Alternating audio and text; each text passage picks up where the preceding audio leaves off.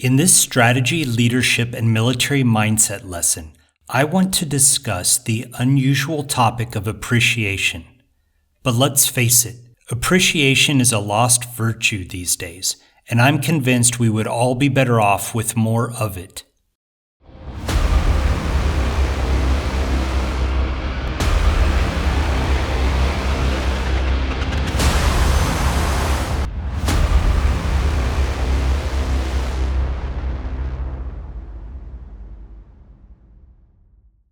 One definition of appreciation is a full understanding of a situation. As in, I appreciate what a terrible situation you're in. Appreciating the situation is similar to mission analysis or intelligence preparation of the battlefield. As a leader, we always want to know as much as we can about a situation so we can make a more well-informed decision.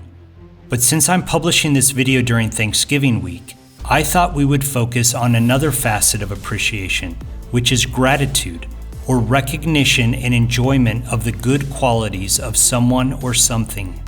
Let's discuss the difference between being a thankful versus ungrateful person and leader, and then finish off with an example from YouTube, dive school, and combat deployments.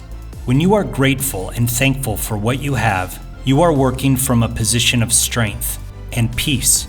When you are dissatisfied or ungrateful for what you have, you are always looking for more. A thankful and appreciative person takes care of what they have. Their car is clean. Their house is clean. Their bodies are healthy. And they are nice to others. The ungrateful people that I know are messy. They don't take care of what they have. They don't appreciate what their parents have worked hard to give them. They feel entitled and generally use people and things. As a leader, it is important to appreciate the members of your team. I'm sure you have plenty of knuckleheads on your team, but you also have good-hearted and hard-working teammates who deserve your appreciation and thanks. I recommend that you take a moment, when appropriate, to let them know that you appreciate what they do and how it contributes to the good of the team. On the other hand, ungrateful leaders often work their teams unnecessarily like dogs. It is all about them. They don't appreciate their subordinates and walk all over them to get where they want to go. And this should not be. If you have an unappreciative boss, consider taking a few days off from work. Let him feel the pain of your absence. And this takes us to an example of appreciation. I know that it's harder to connect and build a relationship with a voice and hopefully wisdom, rather than a person with a recognizable face. But I am honored that so many of you enjoy my content and continue to watch this YouTube channel. Although it is long overdue, I just received my silver play button from YouTube.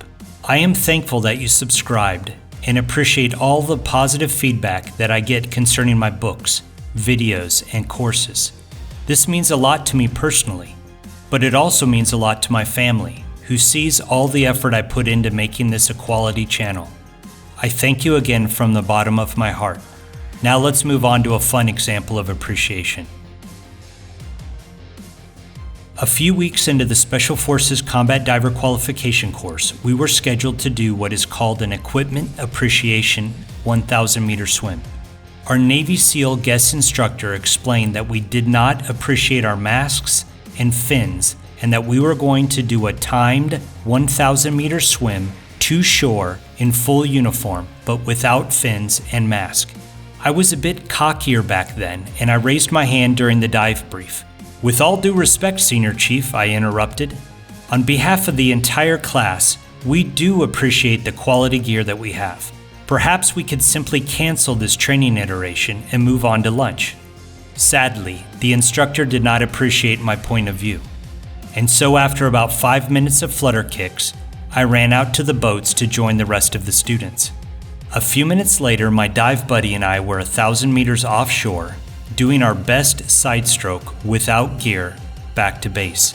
The truth is, the equipment appreciation swim was miserable, but it did help us all to appreciate how much faster and more comfortable we were with fins and a mask. One of the best parts of being deployed is appreciating how good life is when you get home.